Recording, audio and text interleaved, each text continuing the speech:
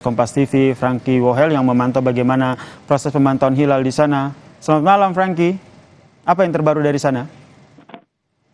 Ya, Yasir dan saudara, tempat saya berdiri dari Pantai Lampu 1, Merauke, Papua Selatan, 2 jam lebih cepat dari Jakarta atau sudah pukul 6 lebih 15 menit.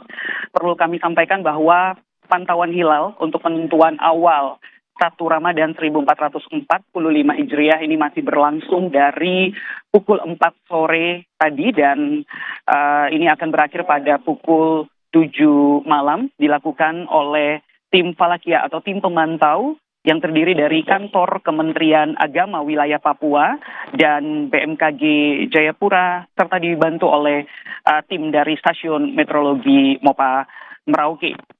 Metode yang digunakan yaitu metode ruqyah atau pengamatan dengan menggunakan 3 teleskop untuk wilayah Merauke.